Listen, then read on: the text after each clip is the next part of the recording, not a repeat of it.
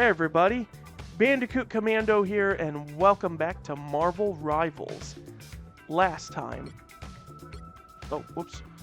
I read Captain America's second lore story, Real Power. In this one, due to the events of Season 7, where Wilson Fisk had declared martial law and trying to ban superheroes, Steven willingly turned himself in and was imprisoned on the Vault, a prison facility designed mostly for supervillains, if anything, but for heroes, though. It is here that Steven has an encounter with Parker Robbins, who, as some of you will know, is the Hood, the villain, supervillain, the Hood. Robbins does not exactly like Captain America because he believes that for all of Captain America's talk, he just simply sees him as, I guess, a hypocrite based on everything they talk about. But when Robbins slowly starts to come around to Steve's way of seeing things, though, a prison escape happens where it's under attack, and it's from there, though, that Parker is infuriated to learn that Cap wasn't arrested and brought in by force or anything. He's more upset at the fact that Cap turned himself in willingly and that he's not trying to fight the guards, since he believes that the guards and anyone working in the facility is working for the Kingpin. But from there, he and Steven end up falling into the lower levels of the prison, and fed up with him, Parker goes down the other way, while Cap joins with other guards and prisoners, and it turns out that the escape attempt was staged by Spider-Man and S.H.I.E.L.D. and several other heroes. However, the story ends that more or less Robbins found his gear, his hood and his cloak and boots that make him the Hood. So he's going to be ready to terrorize the streets again. So today, we are now going to read White Fox's lore.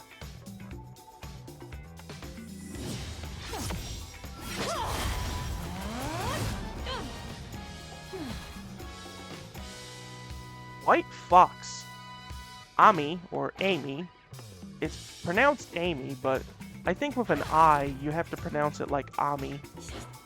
Amy Han. Amy Han, the last of the legendary Kumio, can summon her ancestral nine-tailed power to fortify herself and heal her allies on the battlefield. As the calm and capable director of Tiger Division, she is any team's unwavering backbone, no matter the foe. To those who don't know, a Kumio is basically a nine-tailed fox, but it's the Korean version of that. In Japan, nine-tailed foxes are known as Kisun. Korea, they are known as Kumios. I forgot what they are referred to as in Chinese and Vietnamese stories. The nine-tailed fox is a very common mythical beast, and because it's present in pretty much the Asian cultures, there's a reason why it's better just to call it the nine-tailed fox instead of by its specific names, even though each one is different in each culture. Alright, so our default, the Rosy Recon. You serious about Pink being in style, Soul He? Guess I'll trust you on this one. I don't know, looks pretty good on you.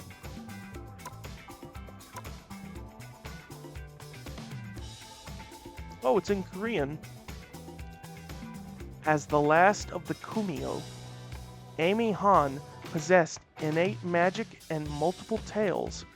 With this power, she became the superhero codenamed White Fox and was appointed director of South Korea's Superhuman Intelligence Agency, Tiger Division. To prevent worsening time stream entanglement, White Fox once worked with NYC Mayor Wilson Fisk. But when Fisk began indiscriminately arresting superheroes, including Ami's ally, Luna Snow, she knew he'd crossed the line. To stop Fisk, she secretly infiltrated the lockdown New York. So, Shards of Hope. Also, the Nine Tails of Yokai and Fox from the 21st century. Yeah, they're doing a pun with 20th Century Fox. Anyway, Shards of Hope. Amy Han checked her phone one more time. He was late, and as director of Korea's top-secret superhuman intelligence agency, Tiger Division, every second mattered. She took a deep breath and reminded herself that, of all the heroes she'd crossed paths with, in this timeline or any other, Lin Lei was one of the few who was worth the wait.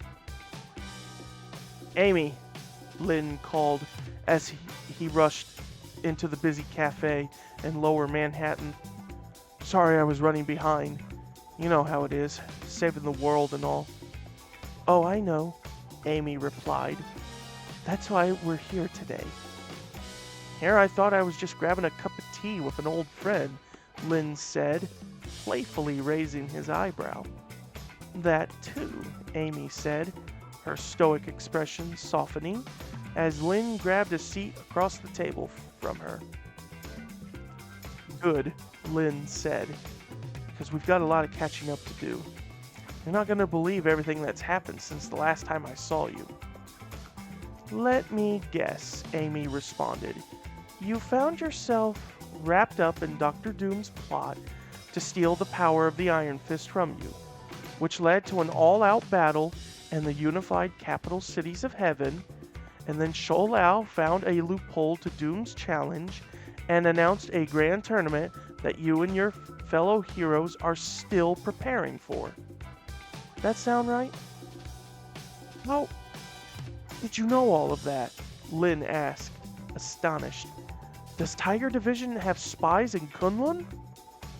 No, Amy replied with a laugh. Sol He called me after the battle and filled me in. Glad you and Luna are still tight, Lin said, his demeanor suddenly shifting. I wish we were.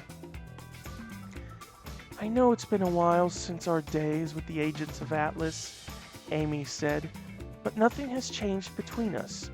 You're still the same brave hero who sacrificed his family's sacred sword and almost his own life to save me from a demonic Kumio. That's the thing, Lin replied. I'm not, for all intents and purposes, the old me. The sword master died that day. And when I washed up on the shores of Kunlun, I became someone else. I don't just mean the Iron Fist. I became the sworn protector of an entire culture, an immortal weapon in an unending war that I never asked to fight. Well, it's been a lot. I can imagine, Amy said, and I can relate. When I first started out as the White Fox, all I wanted was to do some good, to honor my legacy and my country in a way that would make me proud. And for a while, it seemed so easy. But then I was given command, Tiger Division. As the responsibility grew and I got buried in the logistics of one global crisis and after another, I felt like I was starting to lose sight of who I was. I still see you, Lin said gently. Here, let me take a quick drink of water.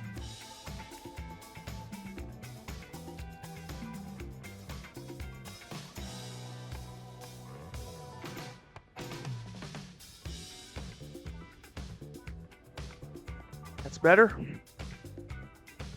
Thanks, Amy replied, turning her gaze to the window. But as much as I wish I could spend my nights leaping across the rooftops of Seoul, tracking down arms dealers and thugs. There are more important matters that required my attention. And yours. Ah, Lin chuckled. Here comes the recruitment pitch. Not quite yet, Amy said. First, there's something you need to understand. Tiger Division has been making efforts to regulate cross-timeline travel. Wait, why?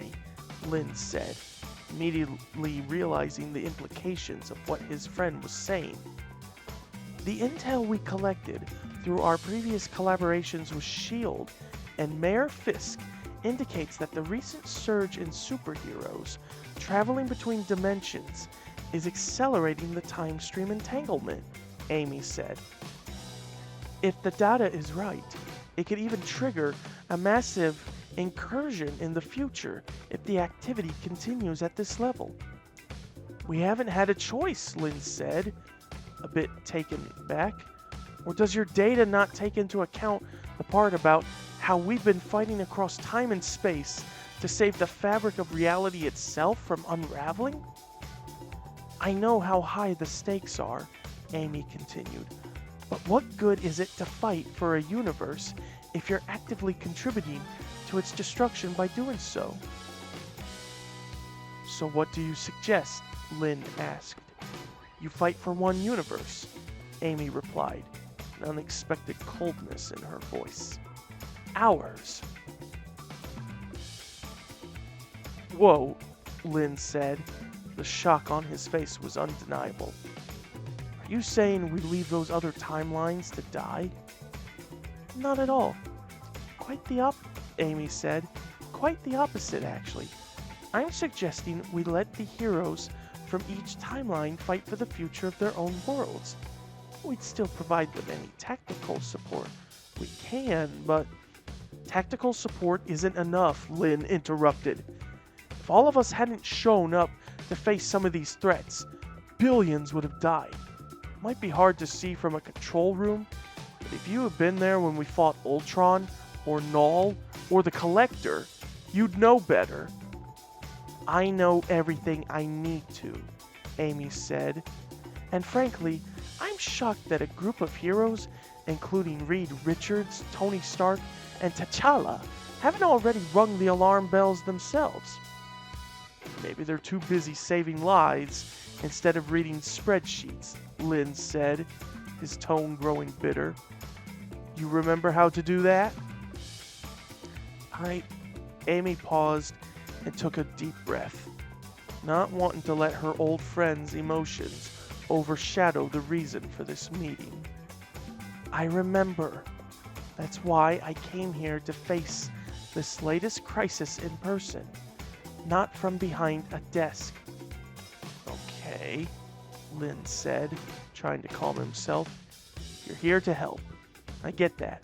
So am I. So what can I do? Tiger Division is still working up a strategy to deal with a surge in chronal activity we detected here in Lower Manhattan, Amy said. But for now, you and I can focus on the bigger picture. I'm not sure it gets much bigger than a time stream event in New York City, Lin said, a bit of humor returning to his voice. Actually, it gets a lot bigger, Amy said. I'm planning to establish an independent, pan-Pacific intelligence agency, one that operates free from the influence of governments and geopolitics. It would allow us to respond to global crisis more freely and proactively. In other words, we could save the world without all the red tape. Sounds like your dream come true, Lin said. What's it got to do with me? I want you to be my first agent, Amy said. Wish I could, Lin replied, but I've already got a boss. A big, cranky dragon who would not handle it well if someone tried to poach me. I'm not looking to be your boss, Lei, Amy said. Think of it more as a partnership, like when we were agents of Atlas. You and me working in tandem to do what's best for our world. That's the catch, though, isn't it? Lin asked. You said our world. You want me here full time. This is your timeline, Amy said. It's where you belong. Not according to the people in Kunlun, Lin replied. I made a promise to protect them, no matter what. That means my time there is just as important as my time here. And if we were to find a way to stop heroes from traveling between dimensions and timelines as a means of protecting the increasingly fragile borders between them, Amy asked, where do you end up then? Wherever I'm needed, Lin said confidently, no matter the cost. Amy and Lin looked down into their cups of tea, which had grown despite their heated conversation. They had come to this meeting with hopes of rekindling a friendship they once held dear. Neither had expected to run out of words to say to each other so soon. Amy reached into a pouch on her belt and pulled out something wrapped in cloth. Setting it on the table, she pushed the cloth over toward Linley. Without a word, he slowly unwrapped the object, revealing a shard of metal that gave off a strange green glow. It can't be, Lin gasped, realizing what he was looking at. It is, Amy replied, a fragment of the sword of Fushi. I thought it was lost forever, Lin said. I absorbed all of the other shards, but I figured its power would always be incomplete. Where did you... After you saved my life, Amy explained, when you fell from that cliff and vanished from this world, this was all that was left. I held on to it, hoping I'd be able to give it back to you someday. It helped me through a few tough battles along the way, but it belongs in your hands. Literally, Lin said, watching in awe as the shard was suddenly sucked into his forearm, as if being magnetically pulled by the other sword fragments embedded within his body. How can I ever thank you? You can pay for the tea, Amy said. I may technically be in charge of Tiger Division, but our accounting department really runs the show. They triple check every receipt, and I'd rather keep this meeting off the books. The tea's on me, Lin said, fully aware of how he was disappointing his old friend. I just wish I could do more. You will, Amy said. In your own way, you've never been one to play by the rules, Lei. I shouldn't have expected you to play by mine, even if I know they're right. We'll see about that, Lin said, giving Amy a hug as she stood to exit the cafe. You're right, we will, Amy said, her attention drifting toward the Alchemax building looming over lower Manhattan. Sooner than you think. Alrighty, that's it. So, basically, the fact that Amy had a shard of the Sword of Fushi, I mean, not that it's going to change things much, but at least Lin now has the full power of the Sword of Fushi within him. But, White Fox, so I don't know much of the character on its own. In fact, when she was discovered in the data mines, I mistook her for Silver Fox, and she was one of the girlfriends of Wolverine. I knew her from the Origins of Wolverine movie. But then I learned, oh, this is a different character. But she's a pretty cool concept. I like the idea of her being a nine-tailed fox person. It's pretty interesting. And of course, as I say it, more representation for people around the world. For Asian cultures, whether you be Chinese, Korean, Vietnamese, Japanese, it's good to always have representation. Just so that there's always someone out there you can look up to. Knowing that you can be just as good as they are. Anyway, that will do for this episode of Marvel Rivals. So, for next time, for the next thing, I got the roadmap to Season 7 on me, so I need to pull that up again, and, let's see. Huh? Where are you? There you are. Okay. So, wait a minute. Okay. So, there's going to be some new things. One of them would be there's a basketball shooting challenge, and I think it's going on right now, so I can take part of it and see what it's like. We can also see how Times Square looks now due to it merging with Alchemex. There's another thing referred to as album, but it's called New System Album, which is making me wonder if it's referring to, if it's meant to be like being able to listen to the game's soundtrack. I mean, you can listen to parts of the soundtrack on Spotify, but just have to take a better look and see. Then the next thing would be, there's going to be something on April Fool's Day. Happy April Fool's Day. So that will be in Times Square. Not sure what that will do. There'll be a new event called Flight Mode World Tour Merch Volume 2. And then on April 3rd is when we get our new map, Lower Manhattan. And then, yeah, the rest of the stuff is just new costumes and skins. And by April 17th is when the second half of Season 7 will start.